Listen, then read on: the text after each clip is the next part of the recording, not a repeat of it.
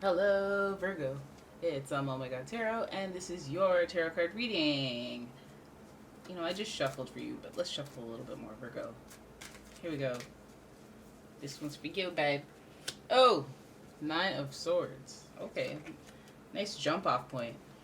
Oh, Eight of Swords. What is going on? Both in reverse. Oh my goodness! Oh, and then we got the Tower. What's happening? What's happening? Okay, Virgo. And then we have Five of Wands. Now you're making sense. Now you're making it worth it. Now you are making it worth it. Okay, we're good. We're still in this, guys. All right, Queen of Wands. How you guys feeling? You okay? You all right? If anybody was having an adverse reaction, it's probably because they've clicked out.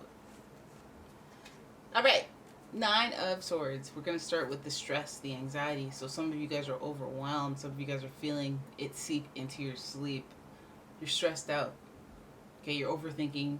You're doing the Virgo thing that, you can get trapped on a loop when you're stressed out, and you could be thinking all these negative thoughts, and it sucks when a Virgo gets super deep in a cycle of negative thoughts because you guys are so critical as it is. So when you're hard on yourself, it really cycles and spirals very quickly unless somebody else can catch you and remind you who the fudge you are and tell you that you're actually you have so much potential. Have you heard that before? So yeah, your thoughts are getting away with you. But I think that what I always say, because I have Virgo family, I always say that you guys need to really be open to the idea that you don't have the answers if your current state is as a result of what you've been doing and you can't get out of it, or it's been a while, a long time. So just even if you are looking at someone and you're like, they couldn't possibly understand me, or they could, or they could understand your situation and not you. You know, letting people letting people help you, basically, not thinking that you have all the answers, but you don't have all the comprehension, and you have to consider these things. It's hard when you spiral because you have the Eight of Swords as well. It just reminds me of how trapped you can get in your own cycle of thinking because you don't believe in other people. But if you need some accreditations, and you're willing to pay for it, then do that. Do what you feel. I know so many Virgos who have actually tried to get help, and then they go to the doctor and they go, "Oh, the doctor's dumb."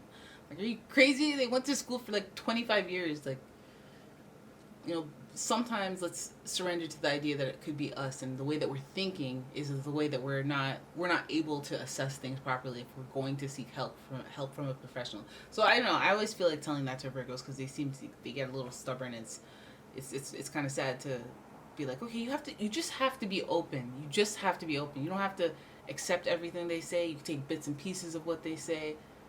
You don't have it doesn't have to be yes or no. It doesn't have to be wrong or right. You can take bits, and it'll help you, and you can draw your own conclusions. So it just reminds me of stress, depression, anxiety. So some of you Virgos are going through a hard time. I think the walls have come down. The tower is associated with Mars, and Mars is very like aggressive, upheaval type energy, especially when it comes to the tower. It's the angel of enlightenment, and they call it that because whenever you go through one of those deep, deep, impactful scenarios where there's a surprise change to your lifestyle, like the tower, your foundation is falling down, your house is on fire. So things are going to be different, things are going to change. But in the spirit of the deck, angel of enlightenment represents that realization that you're going to have to start something new, and newness, although it's difficult at times, is actually quite exciting, and you can be excited, and you can, even though the trauma of what happened, you can start thinking about the future and what you want to happen. And so that's, I feel like it's a jump off point. Like, sometimes you'll live with anxiety about what's going to happen, and then it happens, and then you're like, okay, well, I guess now I have to just do this. And it's like almost a relief, because living in that torturous worry is like even worse than just it happening and then you dealing with it and then the next thing happens. Like, you know what I mean? Like, moving on. We have another surprise number, or uncomfortable change type number, and that's Five of Wands. So Five of Wands is you kind of like, it's like the world trying to see what you're made of, like, or you being in a scenario that proves to yourself that you know what, you can actually handle yourself. You know, you having the realization that that's well, I guess this is the act of that action, but it's ultimately for that enlightenment. You know, you don't know what you're capable of until you have to punch someone in the face.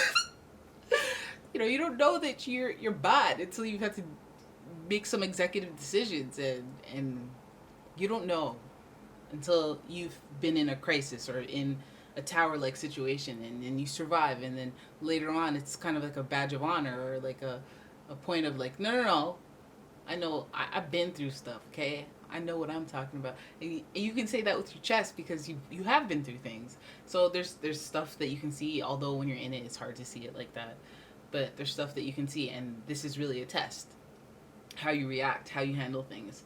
And coincidentally, the wands makes two appearances here. So that's about inspiration. The wands is about creativity, resourcefulness, and inspiration. So it really is about what you do with the situation. Queen of Wands really tells you that you have to be resourceful. Again, resourceful, creative. But this Queen of Wands being in reverse reminds me that she could be a little slow to bring up the action levels. You know, she could be in her feelings a little more than than in that stepping of making the first step kind of energy to repair things. So maybe you go through a little bit of rut. Maybe you're feeling a little bit like shocked or unable to process things, but you gotta hold your own. And I think that it's all about quick thinking and quick acting. And another thing that I don't want to necessarily highlight because, you know, it might be a thing, is the Queen of Wands. When she's in reverse, we have to remind ourselves not to be selfish, not to cut corners, and not to like try to make things move along faster than they're supposed to, like trying to take a cake out of the oven before it's done because you want cake. Like, let it cook. You know, go at the pace that it has to be. And so the Queen of Wands is like, don't step on any toes to get what you want. Don't you know, be cautious.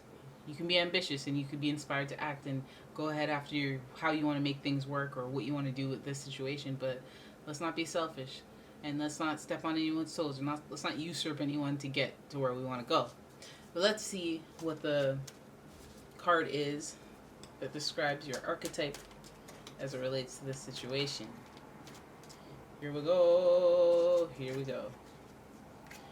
This is your card. Father, light attributes. Taking talent for creating and supporting life. Positive guiding light within a tribal unit. Shadow attributes. Dictatorial control, abuse of authority. So this is definitely when you have to kind of put on a strong front and be the structure and be the support behind everything that's going on. So you have to be the fixture of strength, the pillar of strength for whoever else is involved in this situation. You got to hold it together. You can't fall apart. You got to be strong. Okay? So, and then also you don't want to get too, you don't want to get too vicious either. You want to put some zhuzh on it. Make it cute. Make it cute. You know, if you're gonna be the leader and the strength or whatever, don't be whining and complaining the whole time. If you're gonna have to do it anyway, just put on the armor and be like, all right, guys, I'm gonna lead you guys to freedom, right? The fine print will say you owe me, but I mean, we don't have to talk about that right now. Be the strength. So you could be dealing with any air sign: Gemini, Libra, or Aquarius. I guess with the tower smack dab in the middle, you could be dealing with anyone ruled by Mars, which means Scorpio, Aries. I'm looking at you. And of course, you could be dealing with any fire sign because of the two fires over here. We have Aries again, Leo, and Sagittarius. So there it is, guys. That's your reading. I hope you enjoyed it. If you did, please give the video a thumbs up. Please subscribe to the channel. And I will see you in the next one. Bye!